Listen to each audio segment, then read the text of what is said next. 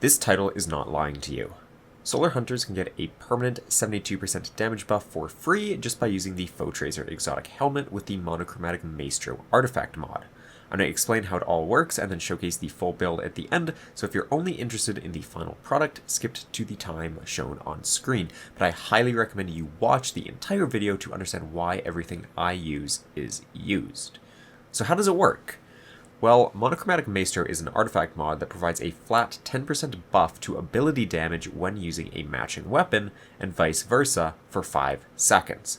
Unlike in previous seasons, this artifact mod now stacks with other buffs, debuffs, and surges. Foetracer was buffed at the start of the season to give an X4 weapon surge bonus, that's 25%, for 10 seconds when damaging a powerful combatant with a matching ability.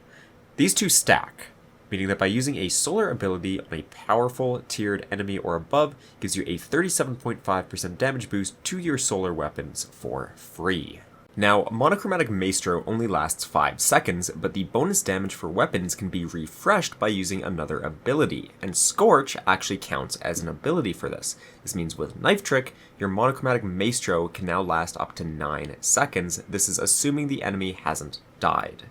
And with Ember of Ashes, it can last up to around 12 seconds.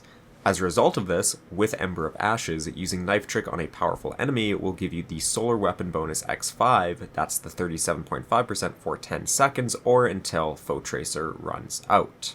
Solar subclasses also conveniently have Ember of Torches, which provides Radiant on powerful melee attacks. Radiant is a 25% weapon boost. And this stacks, which brings us now up to a 72% damage boost to our solar weapons. And this all occurs just by using a melee on a powerful enemy.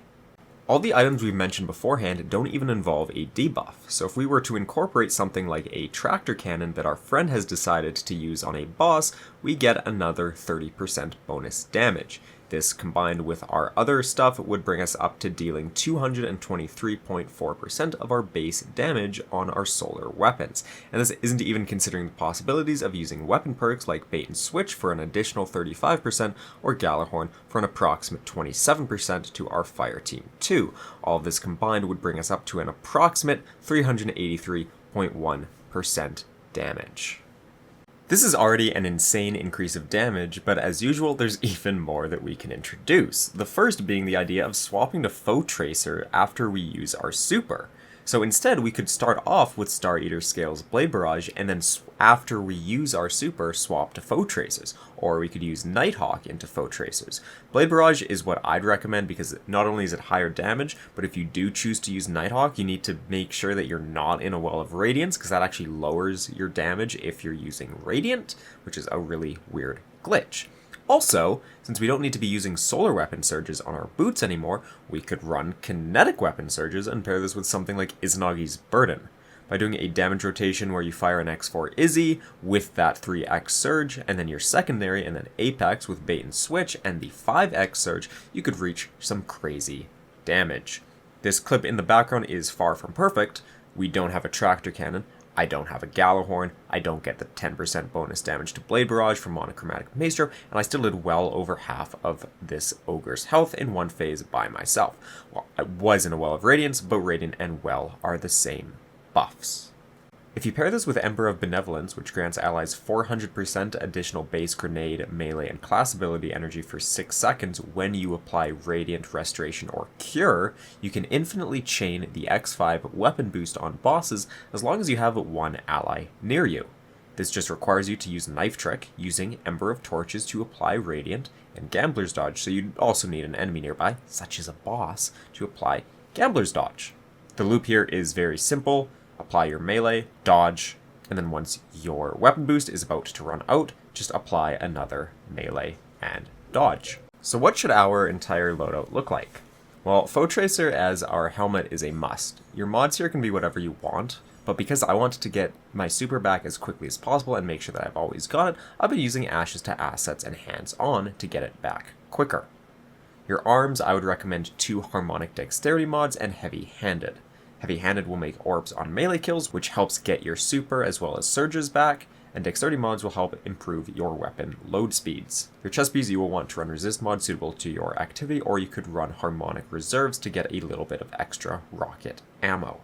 Your legs should have 3x kinetic weapon surge, and your class item should have at least 1x time dilation, and then I'd recommend a powerful attraction just to make sure that you can easily grab any orbs laying around using your dodge.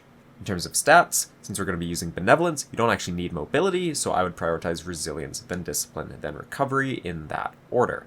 You don't really need Intellect since it's very slow and we have Ashes and Hands-on, and Strength doesn't really matter since we can easily dodge to get our melee back, and we're easily getting our dodge back through Benevolence. For our subclass, I highly recommend Knife Trick as mentioned prior, and then the grenade is your choice. Healing nades are great, but so are solar ones to extend Foetracer if needed. For aspects, you will want to knock them down and on your mark. For fragments, Ashes, Torches, and Benevolence are basically must-haves, and then I would recommend Singeing to get the class ability back even quicker when you use a melee to scorch a target, and then I run Solace to keep Radiant up for a longer duration. That being said, if you do decide to swap off one of these, I would swap Solace for Empyrean only if you're using healing nades to extend Restoration. This build is insane, and I can definitely see a lot of teams utilizing Foetracer with Apex Predator in the Day 1 raid to do some crazy boss damage.